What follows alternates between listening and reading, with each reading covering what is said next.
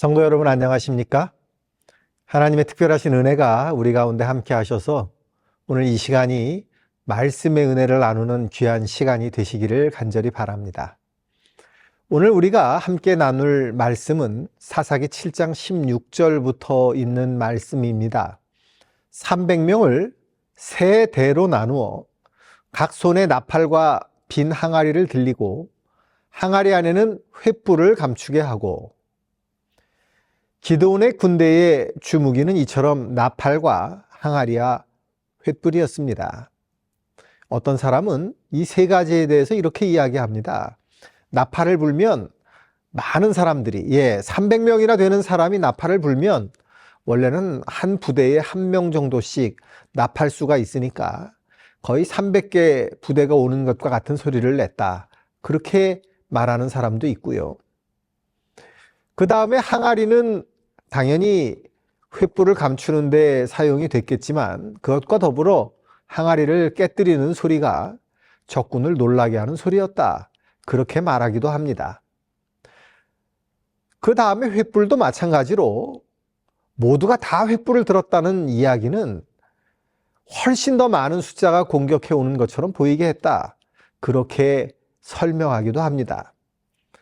이런 이야기들이 모두 틀린 이야기들은 아닐 수 있습니다. 그런데 어쨌건 그 세 가지를 들어라 라고 말씀하셨는데요. 중요한 것은 이 300명의 군사들에게 사실 싸움에 전혀 쓸모없는 것들만을 들게 했다는 것입니다. 아까 말씀드린 것처럼 나팔이 그 동요하는 정도, 그리고 항아리에 숨겨진 그 횃불이 밤에 야간 전투에서 빛을 비추는 정도는 할 수 있었겠지만, 결국 지금 이 이야기는 무엇이냐면 하나님께서 이 싸움의 주체가 되신다라고 말하고 있는 것이죠. 이 싸움은 누가 싸우는 싸움이냐? 하나님이 싸우시는 싸움이라는 것입니다. 이 이야기에 지금 등장하는 존재들을 보면요, 첫째는 기드온이죠. 300명을 세 대로 나누는 그 주체가 기드온입니다. 두 번째로 300명의 군사들인데, 그리고 그 다음에는 나팔, 항아리, 그리고 횃불, 이렇게 5 존재가 나오는데요. 중요한 것은 이 5 존재들 중에서 단 하나도 싸우는 존재는 없다는 것입니다. 병정들은 물론 싸울 수 있죠. 그런데 실제로 이 싸움에서 그 군사들, 병정들은요, 싸우는 존재로 거기 가지 않았다는 말입니다. 이들은 다 하나님께서 쓰시는 존재에 불과했던 것입니다.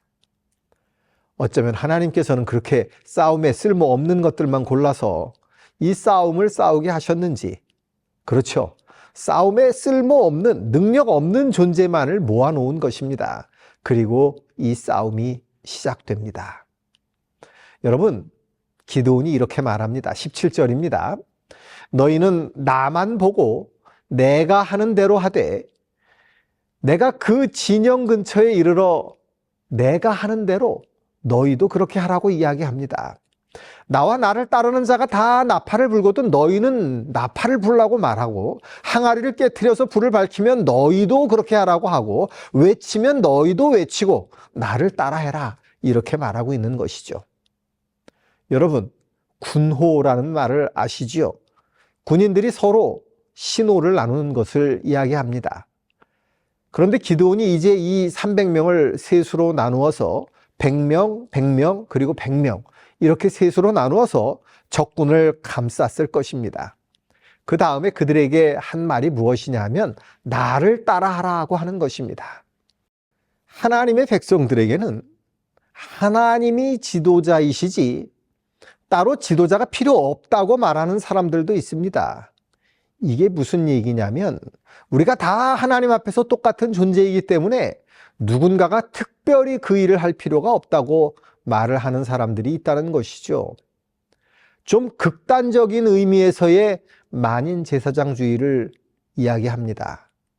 그런데 성경은요, 하나님께서 하나님의 백성들을 이끄실 때 하나님의 백성들이 나아갈 길을 밝히 알려주는 존재들, 하나님의 백성의 길을 지도하는 이들을 만드시고 세우셨다는 것을 인정한다는 것을 여러분 기억해야 합니다. 그래서 갈라디아 4장에 보면 사도 바울이 이렇게 말합니다. 형제들아, 내가 너희와 같이 되었은즉 너희도 나와 같이 되기를 구하노라. 사도 바울은 스스로 자기 자신이 모본을 보였고 그 모본을 따라오라고 권유하고 있다는 것입니다. 하나님께서 사람을 온전한 존재로 세우시지는 않지만 그렇다고 해서 하나님이 사람을 전혀 세우시지 않고 지도자를 세우지 않고 모든 사람에게 다 똑같은 역할을 주시는 것도 아니라는 것을 분명하게 말하고 있습니다. 복음교역자에 보면 이 부분을 이렇게 언급합니다. 개인의 판단을 지상으로 여기는 자들은 매우 위태롭다. 진리를 향상시키는 사업에 지도자로 하나님께서 세우신 자들을 무시하거나 멸시하는 것은 하나님께서 그의 백성들을 돕고 격려하는 힘을 주시기 위하여 제정하신 방법을 거절하는 것이다. 어떤 교역자라도 이 방법을 버리고 그의 빛은 반드시 하나님께로부터 직접 와야 한다고 생각하는 것은 자신을 원수에게 기만당하기 쉬운 위치에 두는 것이다. 여러분, 하나님은요, 누구하고든지 이야기하실 수 있습니다. 그렇죠.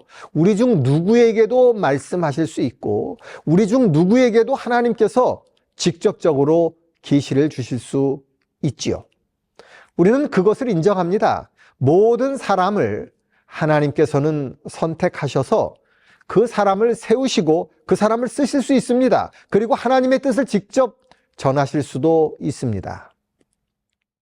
그러나 그럼에도 불구하고 하나님께서는 지정된 방법들과 하나님의 조직체를 통해서 일하시는 것을 무시하시지 않는다는 것입니다. 그래서 두 가지가 적절하게 조화되어야 합니다. 하나님께서 나에게 어떤 것을 직접 주셨다고 말하는 사람은 어디에 의해서 인정을 받아야 하느냐 하면 하나님의 교회에 의해서 인정을 받아야 하는 것입니다. 그렇습니다. 하나님의 교회는 하나님이 세우신 주님의 몸이기 때문에 그렇죠. 우리가 단순히 직접적으로 나는 하나님이 이것을 주셔서 이것을 직접 받았어 라고 말하는 사람의 말을 혹해서 따라갈 위험을 대비해서 하나님께서는 교회라고 하는 조직체를 주셨다는 것입니다. 요한 2서에는 마지막 때가 될수록 미혹하는 자들이 나타난다고 이야기합니다. 하나님이 원하시는 사람에게 직접 계시를 주신다는 것을 우리가 인정하지만 그것이 모든 사람에게 하나님이 직접 계시를 주신다는 의미는 아니라는 것이지요. 그래서 하나님께서 세우셨다라고 하는 것은 성경에 그런 말씀이 있죠. 교회의 지도자로 세움을 받은 사람들은 너희에게도 또한 외인에게도 선한 증거를 받아야 한다. 이렇게 말하고 있는 것입니다. 최근 들어서 우리 교회 내에도 우리 교단 내에도 자기가 직접 하나님께 계시를 받는다고 주장하는 사람들이 또 슬금슬금 보이기 시작합니다. 여러분, 혹 그런 사람들을 보신다면 네, 개인에게 은혜를 주시고 또 계시를 주시는 분이 하나님이시기도 하지만 또한 하나님은 질서의 하나님이심을 또한 여러 가지 하나님의 방법을 동원하셔서 그것들을 인준하게 하신다는 것을 반드시 기억하게 되시기를 바랍니다. 다음 절입니다. 19절입니다. 기드온과 그와 함께한 100명이 이경초에 진영 근처에 이른즉 바로 파수꾼들을 교대한 때라. 그들이 나팔을 불며 손에 가졌던 항아리를 부수니라. 이경초라고 했으니까 밤 10시에서 11시 사이 정도 되겠습니다. 생각보다 이른 시간이지요. 그런데 성경은 하나님께서 그 시간에 기습을 하게 하셨고 또한 이때가 파수꾼들이 교대를 하는 그 시간이었다고 말합니다. 여러분, 이 근무교대를 할 때 경계심이 더 곤두설까요? 아니면 좀 느슨해질까요? 어떨 것 같습니까? 지금 다른 파수꾼들이 와서 나와 교대해 줘야 한다고 생각하는 사람은 앞을 바라보지 않고 어디를 바라보는지 아십니까? 옆이나 뒤를 바라봅니다. 왜요? 빨리 교대해 줄 사람이 오기를 기다리는 것이죠. 그 다음에 이제 막 파수꾼이 돼서 파수꾼 역할을 시작한 사람은 아직 제정신을 차리기가 어렵습니다. 조금 좀 소홀해지기가 쉬운 때죠. 통계에 의하면 우리 교회에 성도들이 계시는데 성도들이 한 교회를 잘 추석하시다가 다른 교회로 옮겨야 되겠다. 혹은 이제 좀 쉬었으면 좋겠다. 이런 생각을 하시다가 간혹, 정말 간혹 그렇게 결심하시는 것을 실행하시는 분들이 있습니다. 그런데 언제 그것을 실행하는지 아십니까? 바뀔 때 합니다. 바뀔 때. 여러분, 누가 바뀌고 무엇이 바뀔 때인지는 여러분 아시겠죠? 바뀔 때 주의해야 합니다. 뭔가가 바뀔 때일수록 더 세심하게 관리해야 하고 바뀔 때일수록 더 정신을 차려야 합니다. 그렇게 해서 떨어지는 사람들이 없도록 잘 살펴야 됩니다. 왜냐하면 처음에는 모르거든요. 모를 때 이렇게 한쪽이 빠져버리면 사실 그런가 보다 하고 지나갑니다. 왜냐하면 그 전을 잘 모르기 때문입니다. 그래서 이 파수꾼이 교대하는 때라고 이렇게 딱 기록해 놓은 것은 특별한 의미가 좀 있다고 저는 생각해요. 우리 교회도 잘 살펴봐야 됩니다. 정말 잘 살펴야 되는데 특히 무언가가 바뀌면서 어수선해질 때 잘 살펴봐야 됩니다. 그렇지 않으면 위기가 닥쳐올 수가 있습니다. 그래서 교회는 되도록이면 어수선해지지 않게 해야 합니다. 그렇지 않겠습니까? 경계가 느슨해지는 시간을 만들지 말아야 합니다. 그것이 교회의 손해가 되기 때문입니다. 우리가 내부의 일을 너무 살피느라고 외부를 바라보지 못하게 한다든지 아니면 외부를 너무 바라보기 때문에 내부를 살피지 못하게 된다든지 하면 안 됩니다. 갑자기 무언가가 교체되는 시간에 혼란이 와서 양떼를 잃어버리는 그런 어리석은 일들이 우리 교회에 자주 벌어져서는 안 된다라는 생각을 저는 이 사사기 7장 19절을 보면서 하게 됐습니다. 이제 드디어 그들이 나팔을 불면서 손에 가졌던 항아리를 부숩니다. 여러분, 항아리는 질그릇이죠. 정확하게 표현하면 질그릇입니다. 그들이 가지고 있던 질그릇, 그 질그릇의 역할은 무엇이었느냐 하면 빛이 새나가지 않게 하는 것입니다.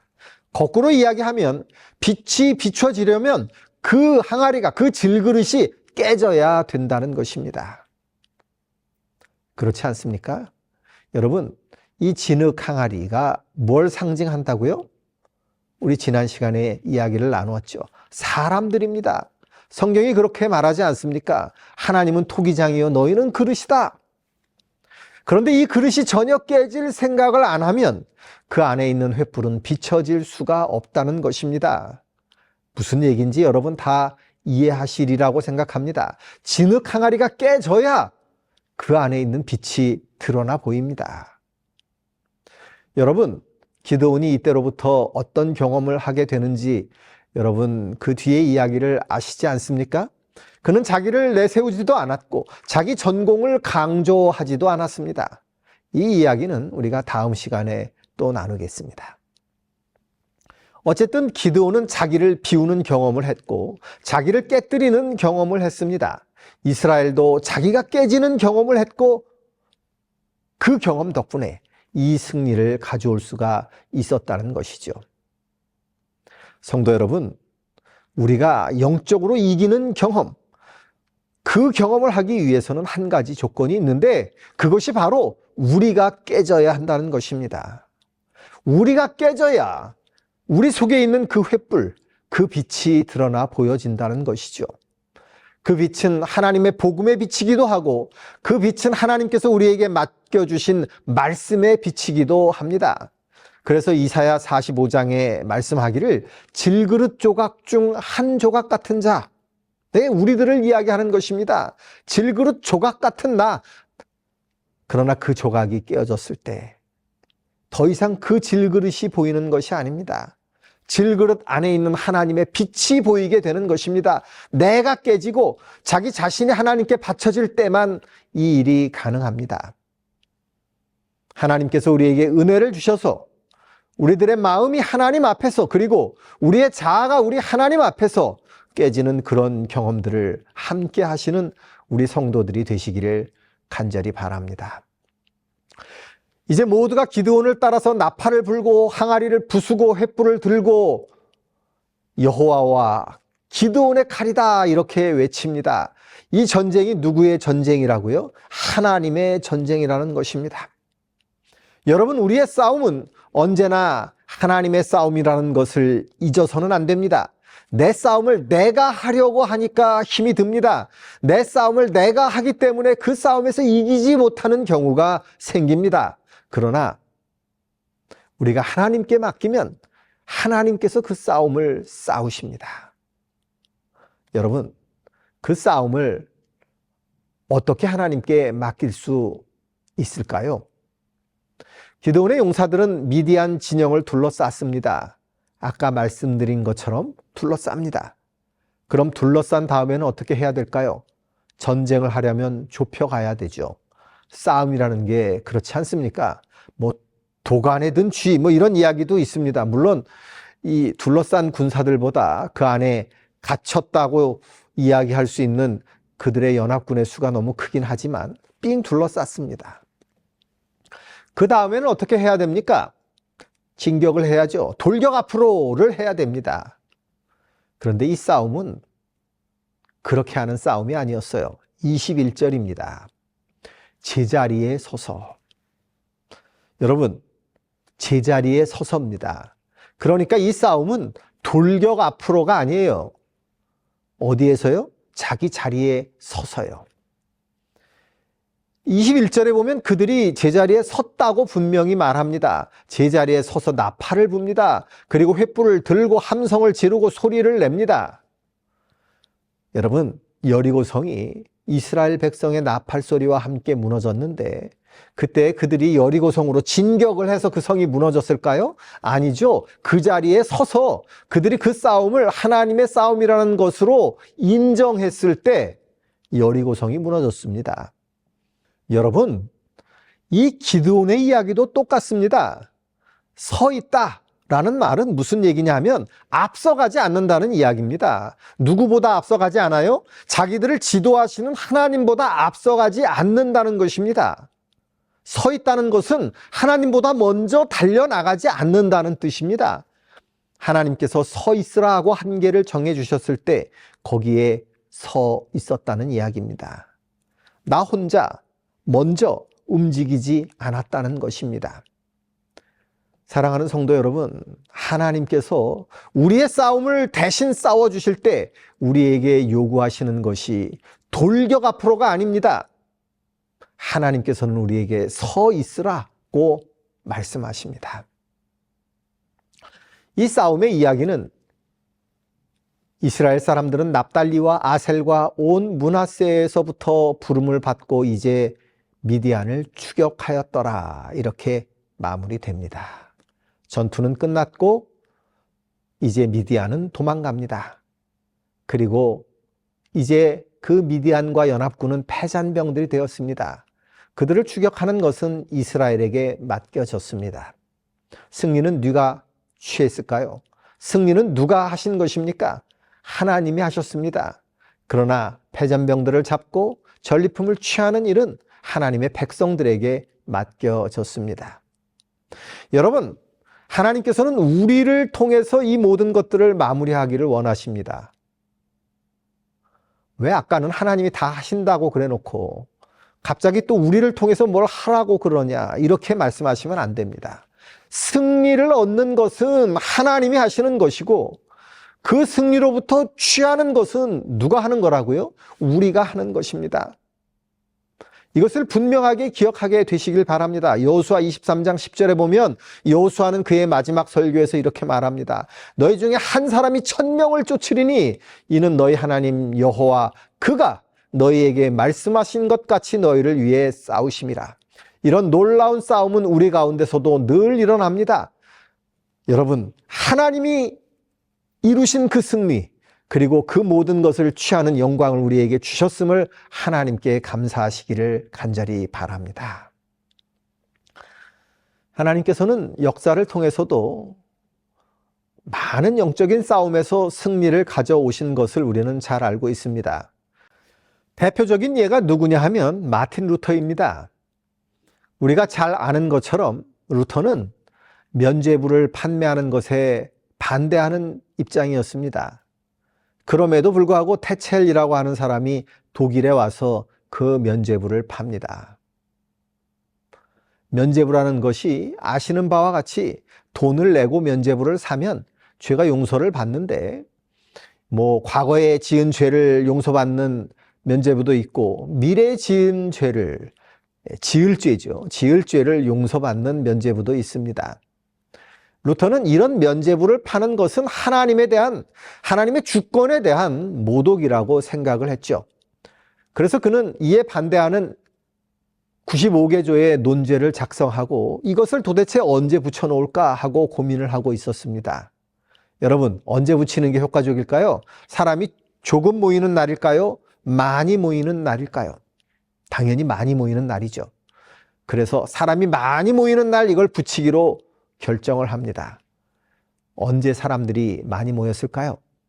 그날이 바로 1517년의 할로윈 데이였습니다. 여러분, 요즘도 그 할로윈 데이라고 하는 날 사람들이 많이 모이잖아요. 중세에도 그랬습니다. 이 날이 바로 할로윈 데이였습니다. 그날 성당에 미사를 드리러 오는 수많은 사람들이 있다는 것을 알고 그는 이 할로윈 데이를 D-데이로 잡았습니다. 그리고 그 95개조의 논제를 비텐베르크 성 교회 문에 붙였습니다. 이걸 붙이고 난 다음에 난리가 났습니다. 우리가 잘 아는 바와 같이 이것을 종교개혁의 시작이라고 말하지 않습니까? 그리고 그를 향해 핍박이 시작됩니다. 교황과 가톨릭은 루터를 박해하기 위해서 할 수 있는 모든 일들을 했습니다. 루터는 성령의 감동을 받아서 이 일을 시작했지만 이 일을 하는 것은 하면 할수록 내가 할 수 있는 일이 아니라는 것을 깨닫습니다. 여러분, 중세의 교황의 위세가 얼마나 등등했는지 잘 아시죠?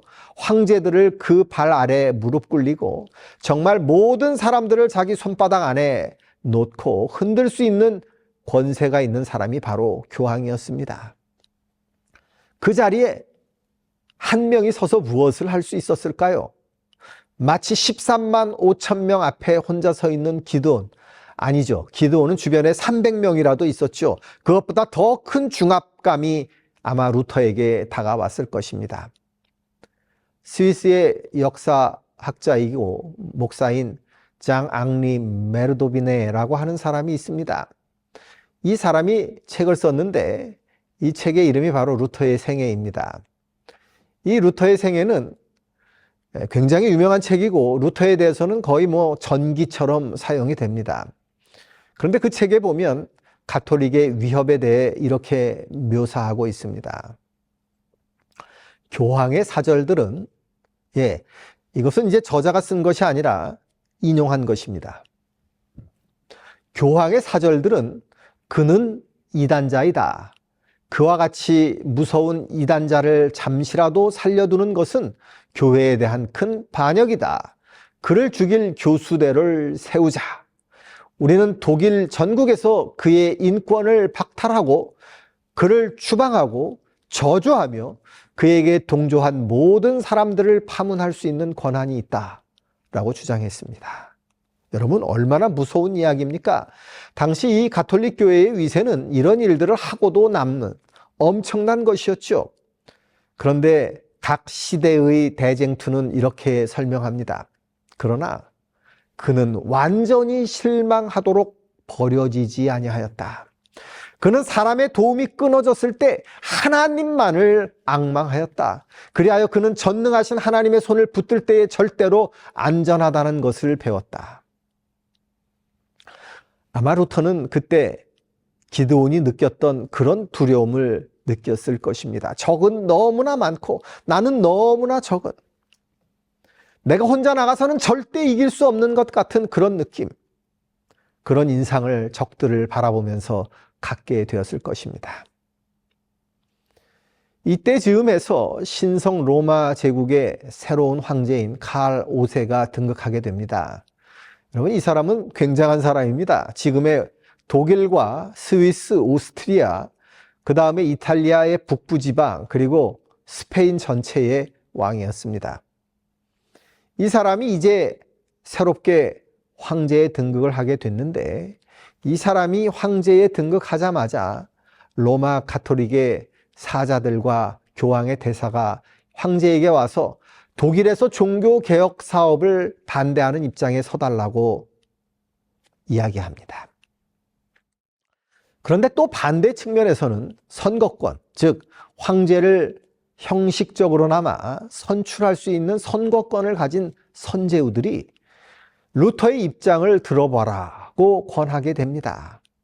당시 신성 로마 제국의 황제는 형식적으로나마 세습이 아니라 선거로 선출하도록 되어 있었고요. 황제는 일정 부분 그들의 눈치를 볼 수밖에 없었지요. 그러니까 황제는 그 사이에서 난처한 입장에 처하게 됐습니다.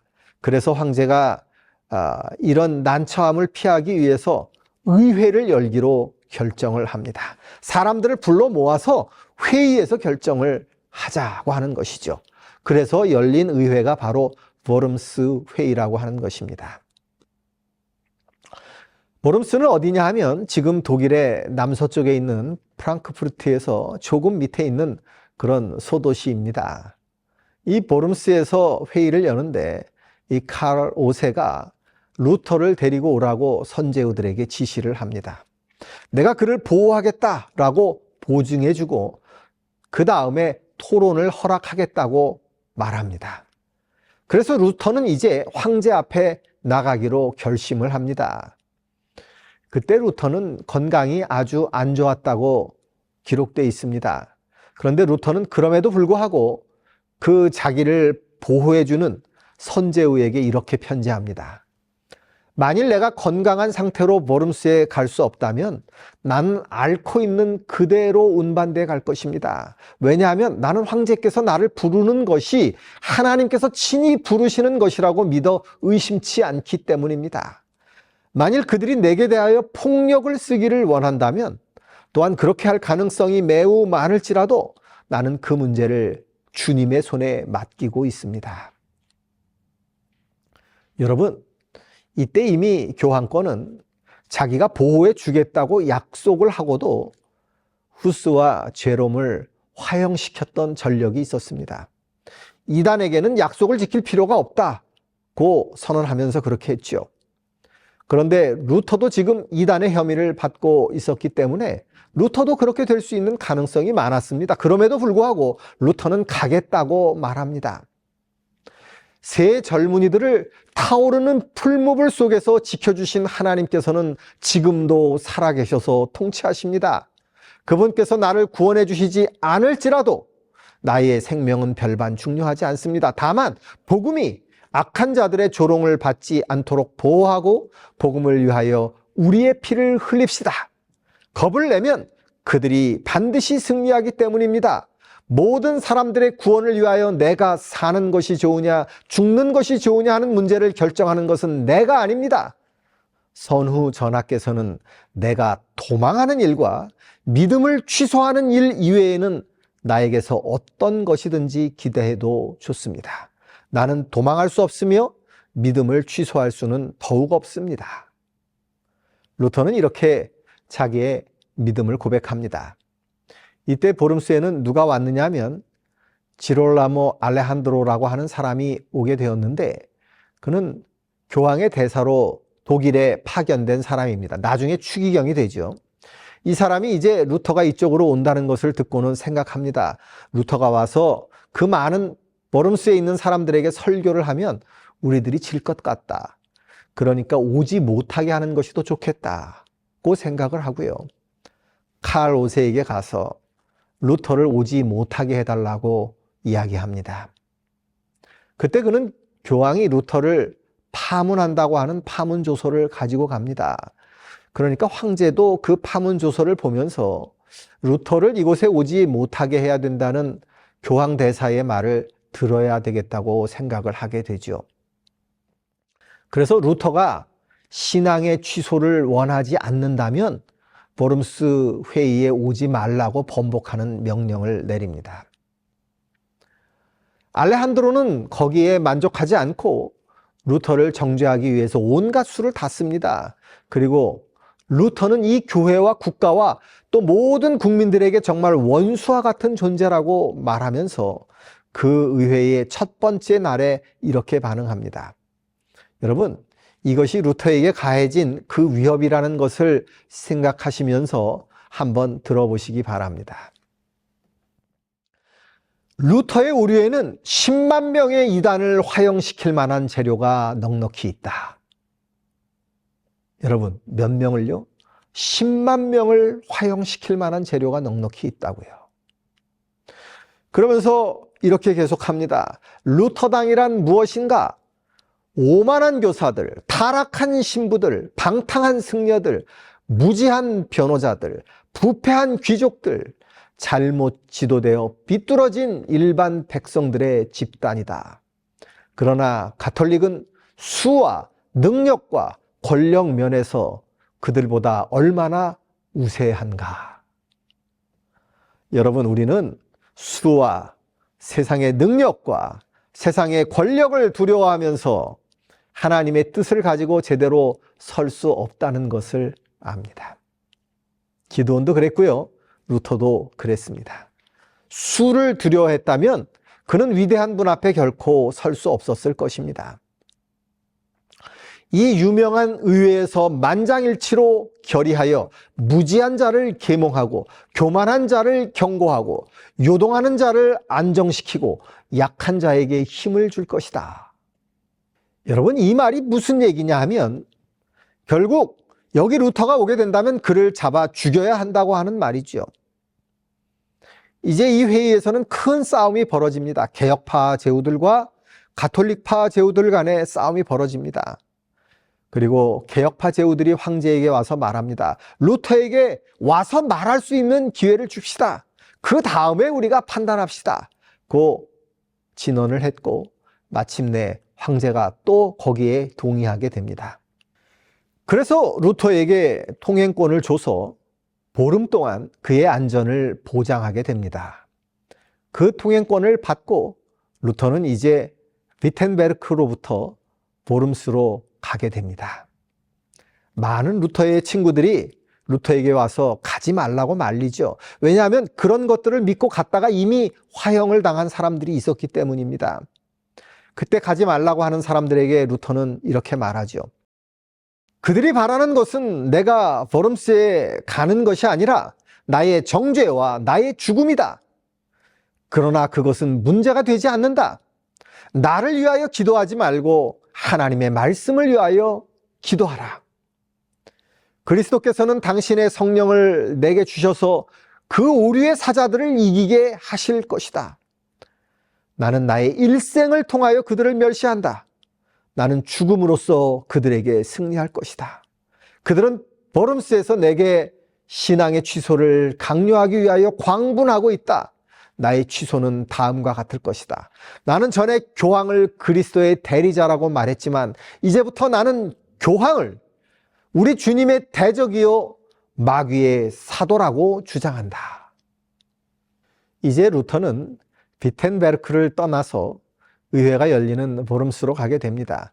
가는 동안 여러 도시들을 지나게 되는데 어떤 도시에서는 루터의 행렬을 맞이하면서 욕하고 위해를 가하려고 하고 또 어떤 도시에서는 그를 환영하고 설교하게 하고 이런 일들이 계속 벌어집니다. 그러면서 루터는 꽤 여러 도시들을 거쳐서 이제 이 보름스에 도착을 하게 됩니다. 어떤 사람들이 와서 이야기합니다. 그들은 후스 얘기한 것처럼 당신을 화형시킬 것입니다. 루터가 대답합니다. 그들이 워름스로부터 비텐베르크에 이르는 길에 불을 질러서 그 불꽃이 하늘에 닿는다 할지라도 나는 주님의 이름으로 그 가운데를 통과하여 그 앞에 설 것입니다. 나는 그 맹수의 입안으로 들어가서 그 이를 부수고 주 예수 그리스도를 증거하렵니다. 워름스 시내의 악마가 비록 지붕 위에 기왓장처럼 많을지라도 나는 반드시 들어갈 것입니다. 악마가 기왓장처럼 많을지라도 저는 그곳에 가겠습니다. 1521년 4월 16일 워름스에 도착한 루터는 무려 2,000명이 넘는 사람들이 그를 환영하기 위해 나와 있는 모습을 보게 됩니다. 그리고 루터는 내가 혼자가 아니라는 것을 알게 되지요. 그 다음 날 루터는 의회에 출두를 했습니다. 앞에는 황제가 있었고요. 루터 앞에는 루터의 책들이 놓여 있었습니다. 25권의 책이 놓여 있었다고 역사는 기록하고 있습니다. 그리고 그 주변에는 황제와 여러 제후들과 대주교, 주교, 백작, 영주들, 또 여러 도시의 대사들이 다 모여서 이 의회의 장면을 지켜보고 있었습니다. 교황 측에서 먼저 변론을 시작했습니다. 교황의 대사로 온 사람은 요한 마이어 본 에크라고 하는 신학자였는데 그 사람은 대주교였습니다. 이 대주교가 와서 루터에게 질문합니다.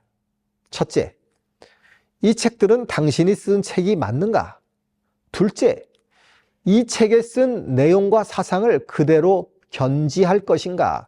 아니면 철회할 것인가? 이 두 가지 질문을 받습니다. 차례로 저서들의 이름이 불려질 때 루터는 먼저 그 책들이 다 자신의 책이라고 인정합니다. 다음으로 이것들을 취소할 것이냐라고 할 때 루터는 이렇게 대답합니다. 이것은 아주 중요한 문제니까 내일 다시 와서 이야기하겠습니다. 그래서 그날 회의가 마쳐졌습니다. 그리고 그 다음 날 다시 황제 앞에 루터가 섰습니다. 루터는 똑같은 질문을 받고 이제 이렇게 대답합니다. 여러분, 저는 이 대답을 들려드리기 위해서 이 긴 이야기를 했습니다. 루터의 마지막 진술을 한번 같이 들어보시기 바랍니다. 저는 복음의 진리를 단순히 전달하는 이 책들을 철회할 수 없습니다. 저는 교황권의 부패와 잘못을 지적하고 있기 때문에 그들이 폭정과 사악함을 멈추지 않는다면 이 책들은 철회할 수 없습니다. 하나님의 말씀으로 저의 양심을 승복시킬 수 없는 한 저는 철회할 수도 없고 철회하지도 않겠습니다. 왜냐하면 그리스도인이 자기의 양심을 거스려 말하는 것은 안전하지 못하기 때문입니다. 저는 어떤 것도 철회할 수 없습니다. 저는 아무것도 철회하고 싶지 않고 또 철회하지도 않을 것입니다. 저는 달리 어떻게 할 도리가 없습니다. 저는 여기 섰습니다. 저는 다른 선택을 할 수 없습니다. 하나님이여 나를 도우소서. 아멘. 여러분, 이 마지막 부분이 기드온의 얘기에서 나오는 것과 같지 않습니까? 거기 서서, 거기 서서, 기드온도 거기 서서, 그리고 누가요? 하나님이 하시도록 그 자리를 하나님께 내어 드리는 것입니다. 여러분, 성경의 모본도 마찬가지였고 우리 신앙의 위대한 선조인 루터도 똑같은 이야기를 합니다. 나는 서서 어찌할 바 모르지만 여기 서서 하나님께서 나를 도우시는 그것을 기다리겠다고 하는 것입니다. 여러분, 우리의 교회들도 어떤 문제가 있을 때 또는 우리 개개인에게 어떤 문제가 있을 때 기드온처럼 그리고 또 루터처럼 그 자리에 서서 하나님이 일을 하실 수 있도록 하나님께 간구하시게 되기를 간절히 바랍니다. 하나님께서는 누가 봐도 상대가 되지 않는 이 최후의 싸움의 최후의 승자가 누가 되게 하셨습니까? 루터가 그 승자가 되게 하셨고 이 싸움의 승자가 기드온이 되게 하셨습니다. 그리고 이제 우리가 맞닥뜨리고 있는 이 영적인 싸움의 승자, 바로 우리가 그 승자가 되게 하실 것입니다. 하나님께서는 자기 자리에 굳게 서서 복음의 횃불을 들고 나팔과 같이 큰 소리로 하나님의 복음을 외칠 자들을 찾고 계십니다. 여호와께서 너희를 위하여 싸우시리니 너희는 가만히 있을지니라. 우리는 날마다 너무 커 보이는 상대와 마주하지만 그러나 하나님이 우리 편이시라면 그 싸움을 이길 수 있다는 확신을 가지게 되는 것입니다. 여러분, 예수 그리스도의 십자가는 이 싸움의 정점입니다. 그 싸움에서 예수 그리스도께서 우리를 위하여 이미 이기셨습니다. 우리로 말미암지 않고 예수 그리스도로 말미암아 이 싸움을 이기시는 하나님의 편에 서서 하나님이 승리하시는 그 모습을 바라보는, 그리고 그 승리를 함께 쟁취하시는 우리 모두가 되시기를 바라면서 말씀을 줄이겠습니다.